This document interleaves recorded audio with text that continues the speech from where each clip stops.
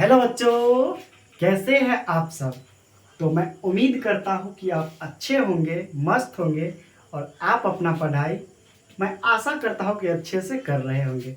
तो आज light cut चुकी है और आज आपका टेस्ट भी होने वाला है, क्योंकि हमने आपको पहले भी बताया था कि वीक में आपको सातों का 7 दिन क्लास होगा, जिसमें से 6 दिन आपका क्लास और 1 दिन क्लास के जगह पे हम आपको टेस्ट लेंगे।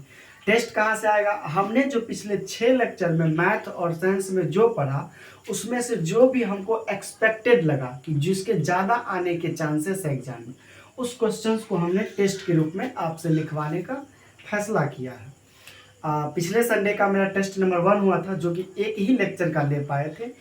इस टेस्ट 2 में हम पूरे 6 लेक्चर के क्वेश्चन को अच्छे से समराइज किया और उसमें से हमको लगा कि जो जितना इम्पोर्टेंट है, जितना महत्वपूर्ण है, क्यों ना उसको टेस्ट के फॉर्म में बच्चे से लिया जाए। और बेसिक मैथ्स में देख लीजिए, हमने आपको जितना पढ़ाया उसी वे से आपको दिया है। बेसिक मैथ्स में उतना ही दिया जितना हमने आपको पढ़ाया, साइंस में से भी उतना ही दिया जितना हमने आपको कॉपी में लिखवाया। अगर आप रोज का टास्क रोज पूरा करते होंगे तो मैं आशा करता हूं कि आपका यह टेस्ट बहुत अच्छा जाने वाला है। तो देखिए, टेस्ट आपको किस तरह से देना है, कैसे देना है, हम आपको सारा चीज बताते हैं। How to attend test. Test number 1 तो हो चुका था, ये है मेरा टेस्ट नंबर 2। कैसे देना है आपको टेस्ट? तो देखिए, सबसे पहले आप मैथमेटिक्स का क्वेश्चन उतारेंगे। क्वेश्चन लिखने के बाद एक एक करके सारे आंसर को आप सॉल्व करेंगे और सॉल्व करने के बाद आपका जो आंसर आएगा उसको कमेंट में लिखना है। कमेंट में क्यों? ताकि हम देखेंगे कि कितना बच्चा सही लिख के दिया, कितना बच्चा टेस्ट को अटेंड ही नहीं किया है। पांचों के पांचों सवाल का आंसर आपको लिखना है, चाहे गलत हो उससे नहीं मतलब है, आपको टेस्ट अटेंड करना है। टेस्ट से ही आपको पता चलेगा कि आपका लेवल कहाँ है, आप किस तरह से तैयारी कर रहे हैं, आपका प्रिपरेशन कहाँ तक गया है, ये सिर्फ टेस्ट बताता है। तो आपको चेक करने के लिए 5 हम क्वेश्चन दिए और इसी तरह से साइंस में भी हमने 5 क्वेश्चन आपको दिया है।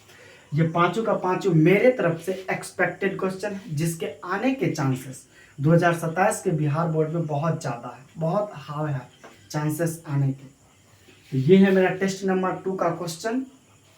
हम आपको सिखाए हैं कि टेस्ट को अटेंड कैसे करना है, क्या सब करना है और क्या नहीं करना है। तो सबसे पहले हम आपको फिर से बता देते हैं, जो बच्चा नहीं सुने हैं गौर से, एक बार गौर से सुन लीजिए। आपको सबसे पहले मैथमेटिक्स के 5 क्वेश्चन लिखना है और 5 का एक एक करके आपको सारे के सारे क्वेश्चन सॉल्व करने हैं। खुद से सॉल्व करना है, कहीं एआई का मदद नहीं कोई लेगा, कोई गूगल से जाके नहीं पूछेगा, खुद से बनाना है।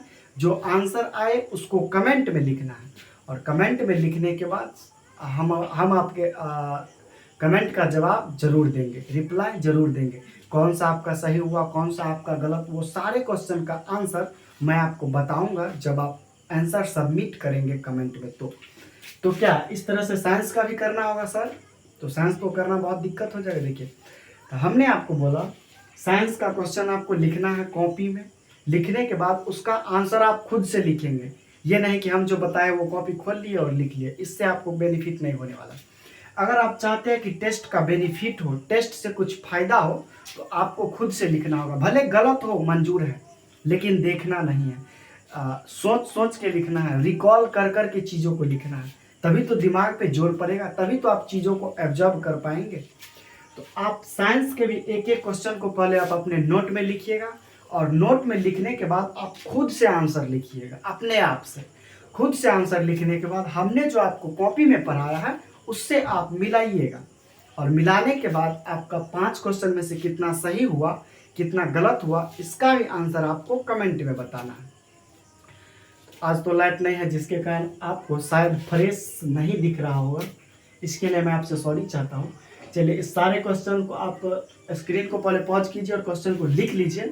उसके बाद आप अपना सॉल्व करना स्टार्ट करिए और सॉल्व करने के बाद इसका आंसर आप कमेंट में ज़रूर दीजिएगा और जो बच्चा आंसर देगा उसका रिप्लाई मैं ज़रूर दूंगा। तभी तो पता चलेगा कि आप सही बना रहे हैं या गलत। ऐसे तो कोई भी बच्चा बना लेगा और अपने कॉपी में रखा रहेगा, उससे हमको क्या पता चलेगा कि मेरा बच्चा सीख रहा है या नहीं। आप इस क्वेश्चन को सॉल्व कीजिए। सॉल्व करने के बाद जो आंसर आता है उसको आपको कमेंट में सबमिट करना है। कमेंट में सबमिट करने के बाद हम आपके आंसर का रिप्लाई देंगे, बताएंगे कि कौन सही है कौन गलत है। तो देखिए ये मेरा टेस्ट है, टेस्ट नंबर आज 2 है, क्योंकि पिछले संडे हमने टेस्ट नंबर 1 लिया था। आज हम पूरे 6 का 6 लेक्चर, पूरा बेसिक मैथ्स का 6 लेक्चर और पूरा प्रकाश के परावर्तन का 6 लेक्चर, ये 6 12 लेक्चर से मिक्स करके आपको 5 दिया है मैथ का और 5 दिया है साइंस का। इसी में बहुत सारा क्वेश्चन है, हम आपको पहले समझा देते हैं। देखिए ये पहला क्वेश्चन है मेरा, प्रकाश के परावर्तन किसे कहते हैं, इसके नियमों को लिखे। तो प्रकाश के परावर्तन का जो हमने परिभाषा लिखाया है वो परिभाषा आपको लिखना है, और जो 2 नियम हमने आपको बताया उस नियम को आपको लिखना है। क्वेश्चन नंबर 2 है, समतल दर्पण के उपयोग को लिखे। तो समतल दर्पण के हमने आपको कुछ उपयोग लिखाया होगा, उसको आपको लिखना है। तीसरा क्वेश्चन, वास्तविक तथा काल्पनिक प्रतिबिंब में अंतर लिखिए, दोनों में अंतर क्या है वो लिखना है। चौथा क्वेश्चन, अवतल तथा उत्तल दर्पण किसे कहते हैं, अवतल और उत्तल दर्पण किसे कहते हैं, वही परिभाषा लिखना है। पांचवा क्वेश्चन, समतल दर्पण के द्वारा प्रतिबिंब की प्रकृति को लिखिए। इसका मतलब हुआ कि समतल दर्पण के द्वारा प्रतिबिंब कैसा बनता है, वास्तविक, काल्पनिक, उल्टा सीधा क्या बनता है, इसके बारे में आपको लिखना है। समझ में आ गया पांचों क्वेश्चन। और मैथमेटिक्स का क्वेश्चन आपका ये रहा। इस क्वेश्चन को सॉल्व करके आप अपना आंसर कमेंट में जरूर लिखें, ताकि मैं उस आंसर का रीचेक करके आपके कमेंट का रिप्लाई जरूर दे पाऊँ। तो आज के लिए इतना ही, मिलते हैं नेक्स्ट वीडियो में, तब तक के लिए थैंक यू। और आप टेस्ट को जरूर अटेंड कीजिए, इससे आपको प्रिपरेशन के बारे में पता चलेगा। चलिए आज के लिए इतना ही, मिलते हैं नेक्स्ट वीडियो में, तब तक के लिए थैंक यू, बाय।